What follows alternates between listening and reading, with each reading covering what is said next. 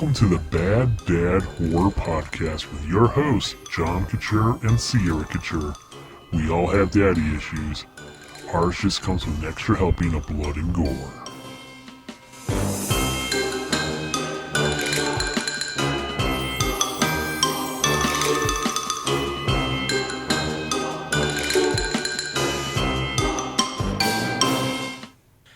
Welcome back to the Bad Dad Horror Podcast. I'm the original Bad Dad himself and your host, John Couture. And I'm your co-host, Sierra Couture. Well, Sierra, we did it. We're here back for episode number 2, the sequel As You Were. And it's only fitting that we have our first sequel in the book because sequels are a huge part of horror franchises, as you will soon find out. And actually, today we're going to talk about 2 films. One is the sequel to the first film, so that's also pretty topical. How are you doing this week? Do you have a pretty good week, Sierra? Yeah. You ready to go? Well, it's Monday, so the week hasn't been going on for very long. That's true. Is your Monday good, though? Yeah. Excellent. Okay, just to give you a little bit of recap of what exactly we're trying to do and accomplish with this podcast. Sierra is 10 years old. She's recently become a fan of horror films and other properties of horror. Mostly because of the TV series Stranger Things. And like you, if you're a parent out there with kids around the same age in the tween years, Stranger Things is really popular. And it probably has piqued their curiosity to get into more horror-type properties. Well, as you know, it could be a hard and scary process to go through and to determine what films are actually appropriate for kids. So I decided to take it upon ourselves to go through this journey to give Sierra a education, if you will, into the origins of horror, and to kind of go over and see how it has its place in society and over the course of film history, so that eventually, when she wants to watch other horror films, she knows where where the origins come from, what films all these later directors are making homages to. So that's what we try to accomplish, and every week we'll talk about 1 or 2 or 3 films, whatever it may be. They may be loosely connected, they may not be. We'll see where it goes. And today's episode, we are actually going to get into a favorite genre of mine, the zombie horror film. I'm going to talk about a couple of films from George Romero. Well, you used to really be scared here. Johnny, You're still afraid. stop it now. I mean it. They're coming to get you, Barbara. Stop it. You're ignorant. They're coming for you, Barbara. Stop it. You're acting like a child. They're coming for you. Look, there comes one of them now. First up, we're going to talk about Night of the Living Dead, a 1968 film directed by George A. Romero. This film is considered by many to be a pivotal point in horror. It's sort of like the modern horror film got its start, and a lot of the horror that came after it that marked the 70s and 80s were really a huge period of time for horror, got its start in this 1968 film. And George Romero really did a number on the whole genre of horror as well as zombies. All right, Sarah, what did you think? Off the bat, what did you think of Night of the Living Dead? I liked it. I really liked it. Even though it was in black and white, you really, really liked it? Yes, even though it was in black and white, I really liked it. Well, off the top, let me ask you a question, Sarah. You're 10 years old, and, I'm a bad dad. We think we've established that because I'm letting you watch horror films, but I'm not. That's not a bad dad. I'm not a monster, though. I'm not. It's not like out of the womb, I'm like, all right, let's get you up some slasher films, some blood and guts. We're I taking want to this. watch slasher films. We'll get there eventually. But one of the things that always struck me is when you were about 2 or 3 years ago, we were watching, I think it was the zombie TV series on Disney, that crazy zombies. I don't like that series. I understand. That's fine. You don't have to like it. They're just using it as an analogy here. But you and Gavin, who's a couple years younger than you, both knew exactly what zombies were, and we certainly didn't tell you what zombies were. How did you find out what a zombie was, Sierra?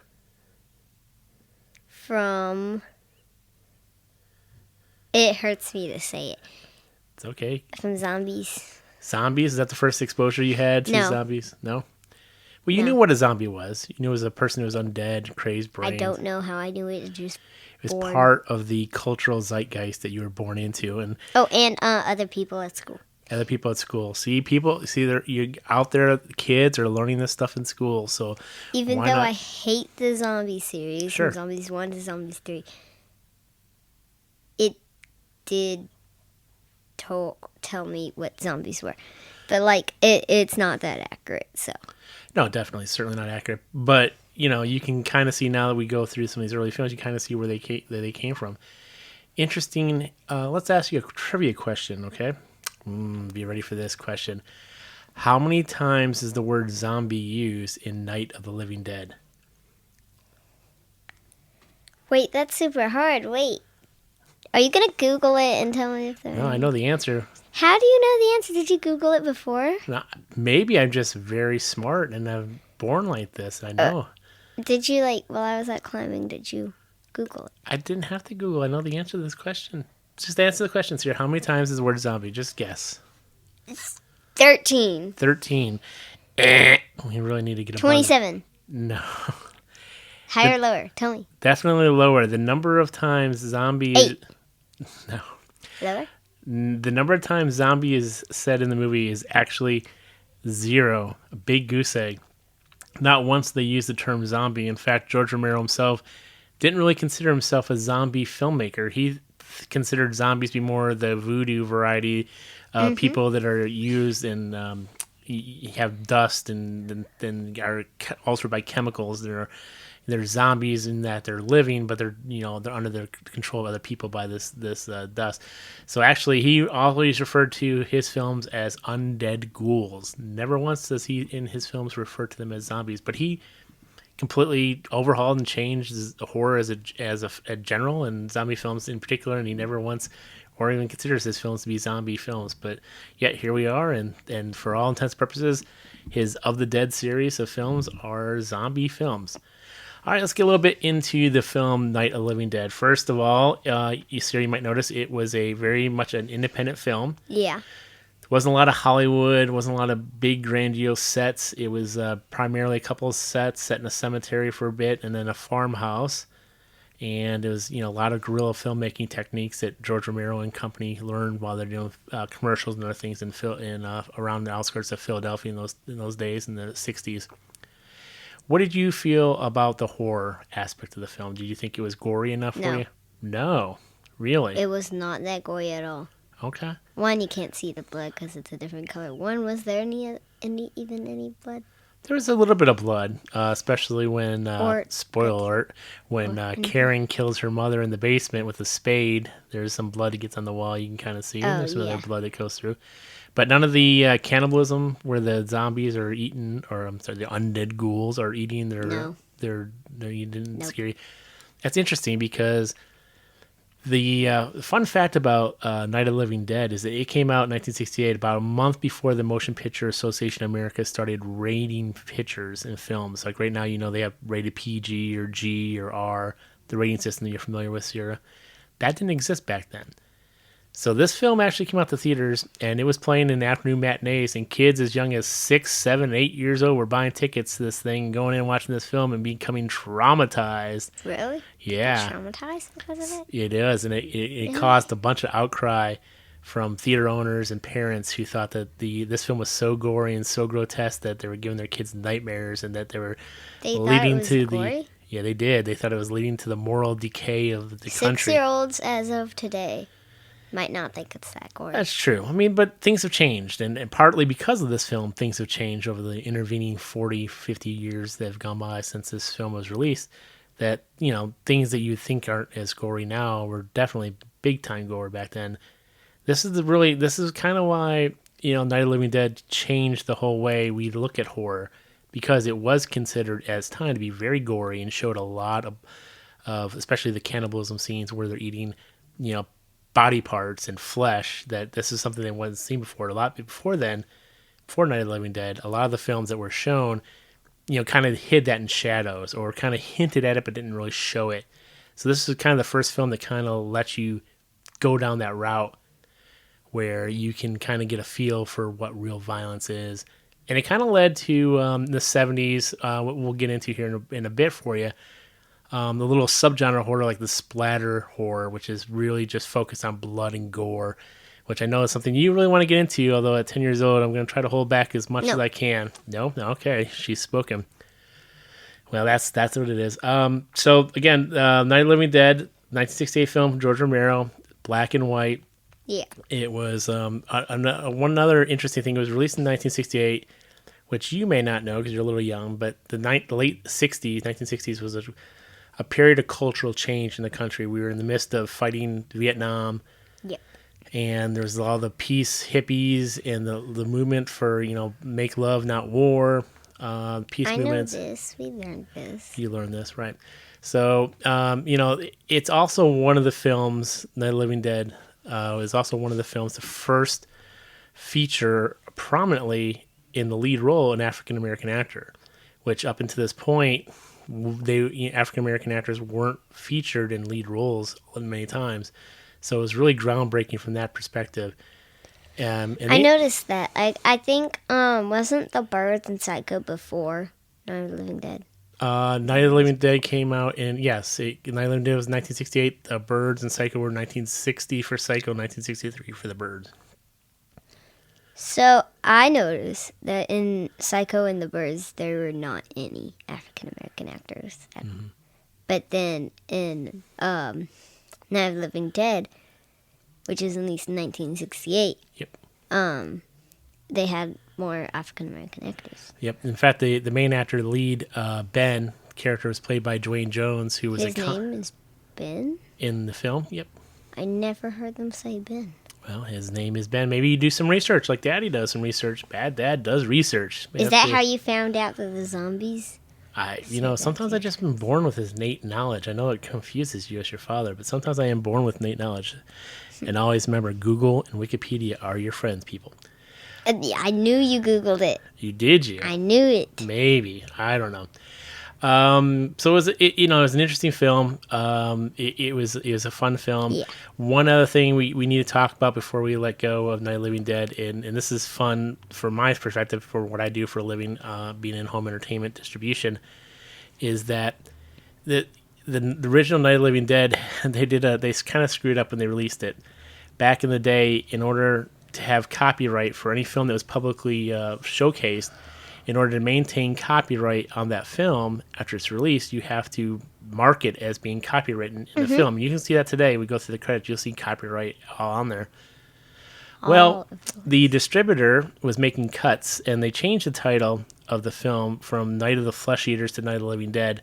And when the original titles card for Night of the Flesh Eaters had the copyright notice on there, but when they changed the title, the distribution company just put Night of the Living Dead, and they took out the copyright notice by accident. So once the film was released, the film went into the public domain, which means anyone can release it. It means that George Romero and the company, the producers behind it, didn't retain the rights to the film. So that's why you see so many films on like different services that say like something of the Living Dead, Return of the Living Dead.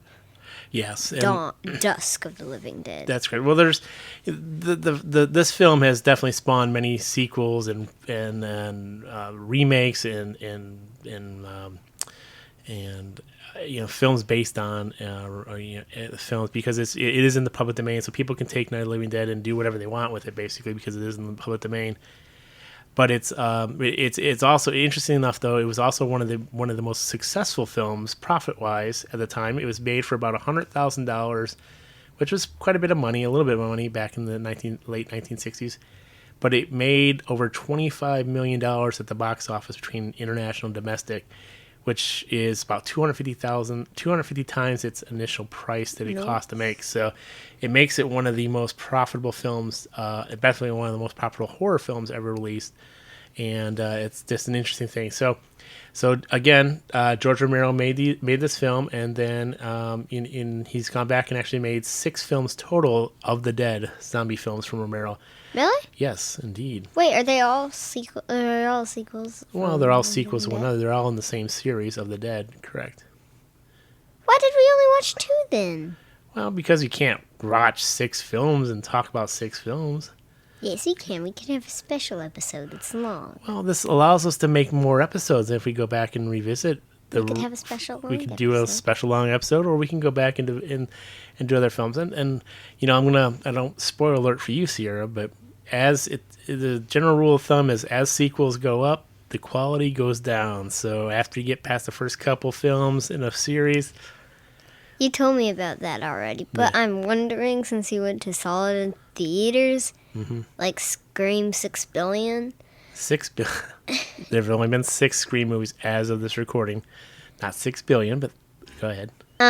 Is Scream still good? Because you went and saw like the 6th one in like the 6,000th one in theaters. So We did go see the 6th one in theaters, and it was really good. So there's always exceptions to the rule, and I think the Scream franchise would certainly be one. Although the next Scream film, unfortunately, does not have Neve Campbell in the cast, but that's further down the line. We can talk about that when we get to Scream. Scream 7? They're making a Scream 6 billion 7? Yes, there's another Scream movie that's filming currently as we're recording this.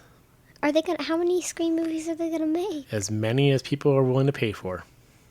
That's how it works. They're gonna get up to 6 billion. Maybe. They are going to get up to 6 billion, and then what I said here would not be wrong. That's very true. All right, well, let's move on to the second film that we watched this week, and it was the sequel to Night of the Living Dead. You're still here. They're after us. They know we're still in here. They're after the place. They don't know why. They just remember. Remember that they want to be in here. What the hell are they? They're us, that's all. There's no more room in hell. What? Something my granddaddy used to tell us. You know Macumba? Voodoo. Granddad was a priest in Trinidad. Used to tell us, when there's no more room in hell, the dead will walk the earth.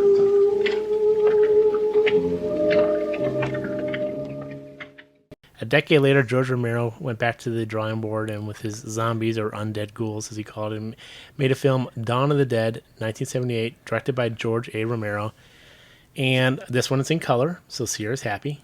She likes films in color. It's also a more modern take. While the classic Night of the Living Dead certainly is a classic in terms of what it did in that genre.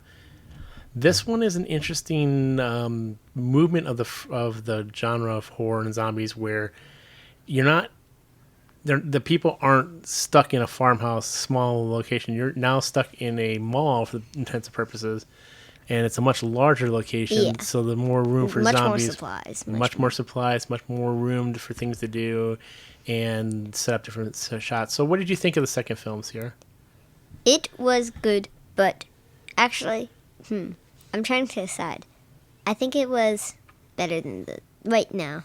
I think it was better than Night of the Living Dead altogether, because I feel like, I don't know.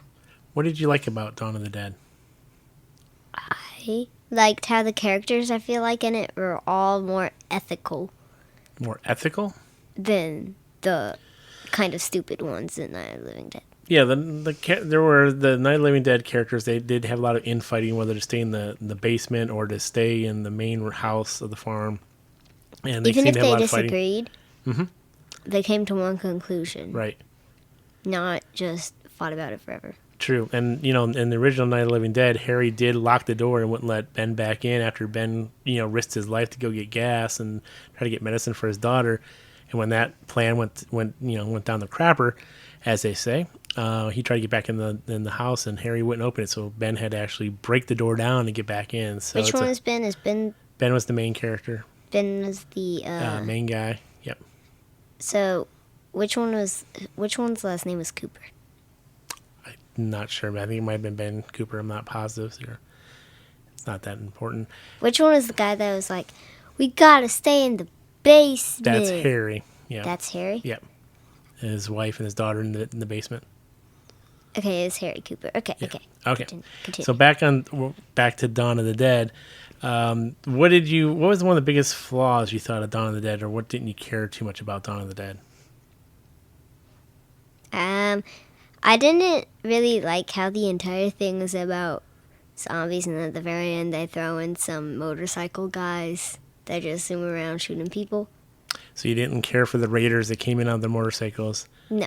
Okay. I mean, it was okay. It was like fun to watch, but I don't like it. Like. What about the start of the film? Did you like that part? Yeah. Well, no.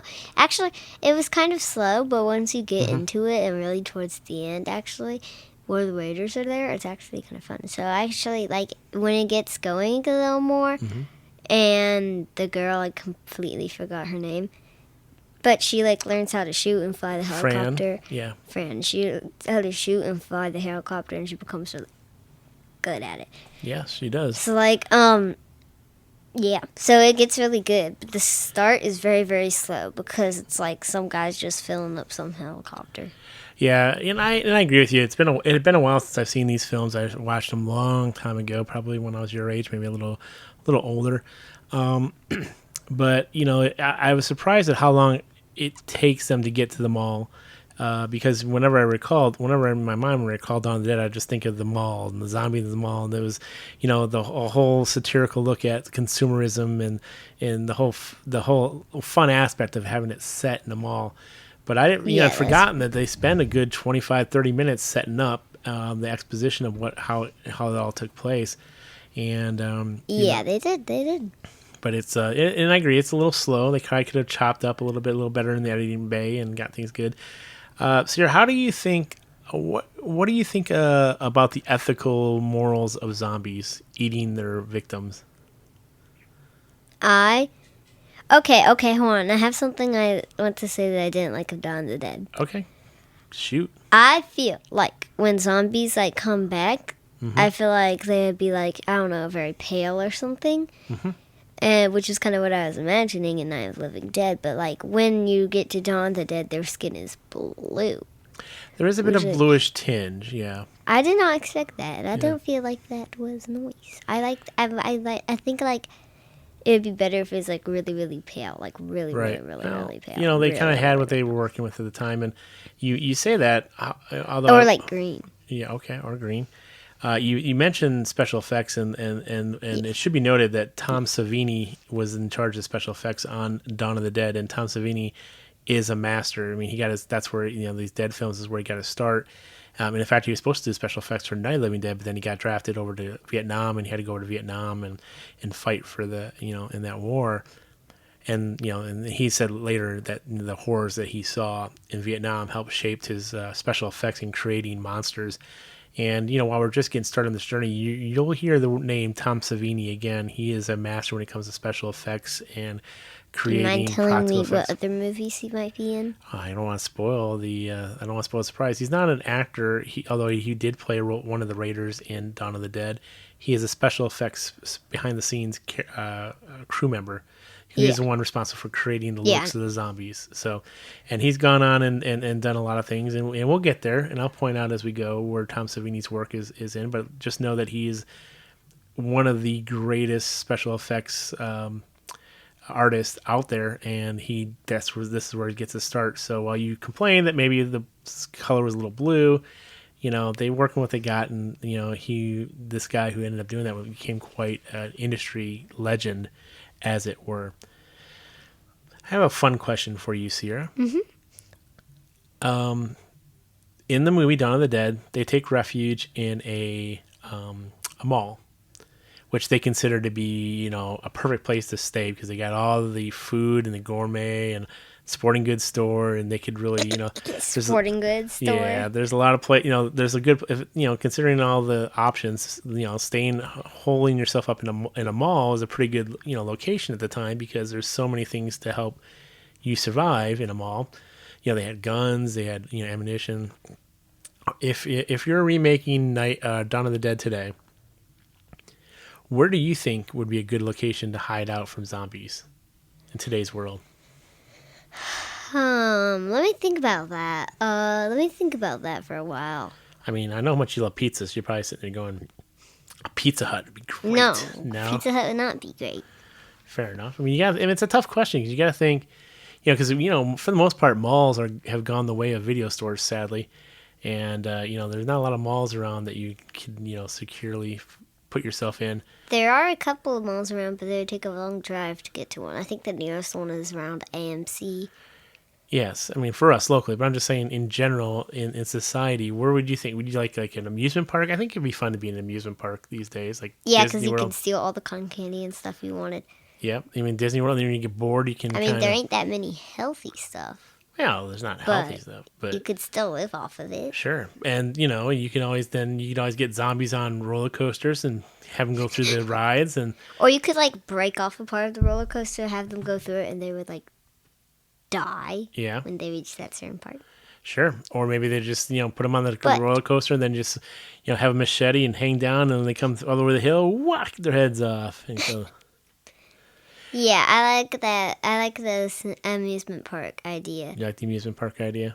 But I'd have to go with like a huge store like Walmart or Target. Okay, a think that'd be a Walmart and nice Target. Yeah, I could see that. Very much in the same vein as a mall, but a little smaller, enclosed, and certainly a place that you can easily defend. So that's a good answer. And also, I really think that because also, you know how there's like aisles in Target and Walmart.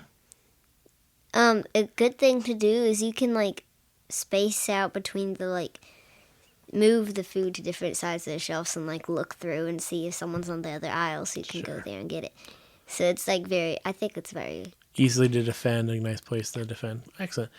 Now, Sierra, did you have anything you wanted to add about the two films as we Yes. wrap up? Yes. What's that? Now, which movie do you think had the best at like grasping the idea of a zombie like rising, a zombie uprising? What do you think did the great at grasping that idea? That's a good question. I mean, it's hard to go against Night of the Living Dead, the original zombie film. And they're different, even though they're part in the same universe. They're part the Romero's of the Dead series. The original film, the zombies were caused by a space probe that went to Venus and came back and exploded in the Earth's atmosphere, and there was a high radiation that caused the dead to start rising. And then for Dawn of the Dead, the cause of zombies was a little more nebulous. They didn't really get into what caused it, and so it's hard to know exactly the two. I would say But no, the guy says like when there's no more room in hell, then they like rise famous- and the they famous- walk the earth. yeah, there's no room in hell. They'll walk there. The famous line that was in all the trailers, which is it's kind of a funny again, funny offshoot story there. The co-writer of the original film Night of the Living Dead, John Russo, created his own zombie film and basically Dawn of the Dead sequel to Night of the Living Dead. And he used that line, and Romero sued him and forced him to stop using that line. When hell is full, the dead will walk the earth. So it's interesting. Again, there's been so many sequels Well, I get and it because remakes. that line is like his line. Like that was Sure, the biggest line. that is definitely. So is there anything else you want to talk about the zombies? If I had to pick one that like grasps the idea of a zombie Sure. uprising, I would have to go with Night of the Living Dead Okay. because I think like the idea like in Dawn of the Dead when they already just got in the mall like the zombies they weren't growing more popular. It was already pretty popular to start out with and Sure. it just got slightly. But with Night of the Living Dead, it started off with just one, then it went to 2, then to 3, then to 4, then gradually on until it got to like 6 million. Yeah, So- they kind of they grew, smaller, slowly, Yeah. and it seemed like it was more by the time we got to Dawn of the Dead, that film once the plot once the action started in that film, most of the zombie uprising was already going. It was in full regale, so it wasn't really the beginning of the uprising. It's more in the middle of the uprising. So you're looking forward. What are you looking forward to in terms of the next time? In terms of what kind of film that you'd like to see? Okay. I know this is a far, far, way, way, way far off. Mm-hmm. But one I'm excited about seeing is Scream. Scream. Well, see, the problem with Scream is you can't just watch Scream without seeing all these films. That's that what lead I up said. to it. I know it's a way, way, way, way, way off. Yes. But what I'm also excited for, and don't worry, I know you're going to say the same thing with Scream, that you need to know all the other things first. Sure. I know you need to know all the other things first. And I might have to actually wait a while for this one. But I want to see it. Yeah. We'll certainly get there. I mean, creepy clown is definitely I'm scared of a clowns. genre. I cannot deal with clowns. I'm Right. scared of clowns. I cannot deal with them. I will never go to a circus ever in my life. Oh. Clowns are scary. Well, I don't know what we're doing this fall. We're going to go see a circus. No, you're not. We're going to No, get some we clowns. aren't. You want a clown at your We will birthday? not. What if I dress as a clown? Would that be No. scary?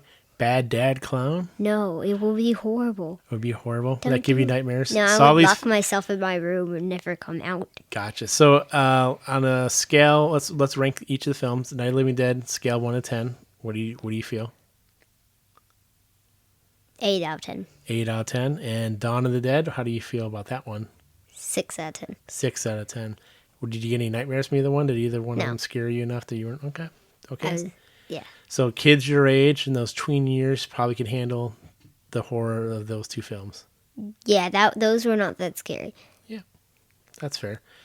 Well, I think that's pretty much all we have time to talk about today on this episode of Bad Dad Horror Podcast. Is there anything else you want to add, Sierra, before we... There is nothing else I'd like to add. All right. Well, thank you again for joining us at Bad Dad Horror Podcast. I'm your host, John Couture. And I'm your co-host, Sierra Couture. And When we'll be right back. There are certain rules that one must abide by in order to successfully survive a horror movie. Never, ever, ever, under any circumstances, say, I'll be right back. Because you won't be back. I'm getting another beer. You want one? Yeah, sure. I'll be right back.